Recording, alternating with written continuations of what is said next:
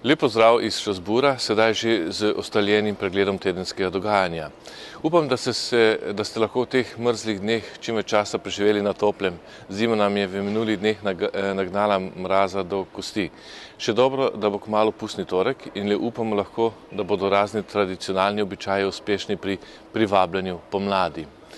Zaradi nizkih temperatur je širom po Evropi umrlo več kot 100 ljudi. Največ med njimi je bilo brezdomcev. Po nekaterih ocenah naj bi bilo v Evropi 3 milijone brezdomcev. To je za eno Slovenijo in pol.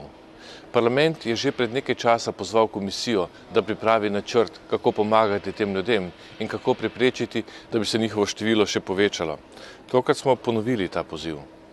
Eden od ukrepov, s katerim Evropska unija in članice že danes pomagajo brezdomcem, je program razdeljevanja hrane. Koristi od njega imajo tudi številni drugi ogroženi prebivalci, kot so starejši, brezposelni, družine v težavah in podobno. Ta program je izjemnega pomena tudi za Slovenijo, kjer po zadnjih podatkih pod pragom revščine živi vse več ljudi. Hrana, ki so jo razdeljevali Rdeči križ in Karitas, je izvirala iz intervencijskih zalog. Slednje so nastale, ko je Evropska unija v okviru skupne kmetijske politike kupovala kmetijske pridelke, da bi stabilizirala cene in zagotavljala kmetom minimalne dohodke. Zaradi kasnejših sprememb so se tovrstne intervencije zmanjšale in posledično je manj tudi zaloge hrane. Ker sedanja zakonodaja ne omogoča, da bi hrano za ta namen kupovali na trgu, so bile potrebne spremembe.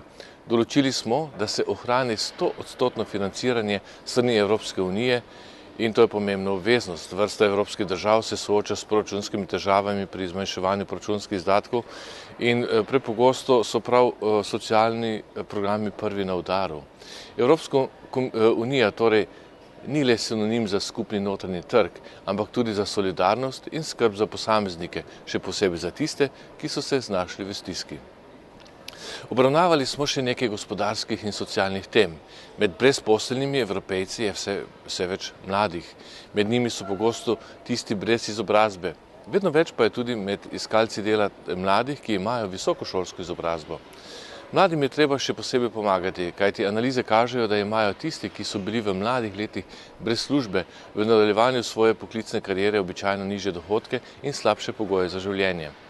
Brezposelnost v mladosti je lahko kot brazgotina, ki ostane trajno. Zato parlament pozdravlja napore komisije, ki je predlagala, da se sredstva strukturnih skladov, še posebej Evropskega socialnega sklada, v večji meri nameni mladim. Tam je ostalo kar 82 milijonov evrov nerazporejenih sredstev. Parlament je sprejel tudi več resolucij, v kateri smo pozvali k odločnejšemu izvajanju reform, ki bodo izboljšale medsebojno ekonomsko koordinacijo. Države, trgi in mediji v zadnjih časih izjemno veliko pozornosti namenjajo proračunom in fiskalni politiki. Sprejeli smo tudi 3 resolucije, in sicer o razmerah v Rusiji, o političnem razvoju na Madžarskem in o razmerah v Siriji. Po pričakovanju je največ pozornosti bila deležna resolucija o Madžarski, ki je bila tudi v preteklosti večkrat predmet kritike strani socialistov. Toliko za ta teden in lep pozdrav iz Strasbourga.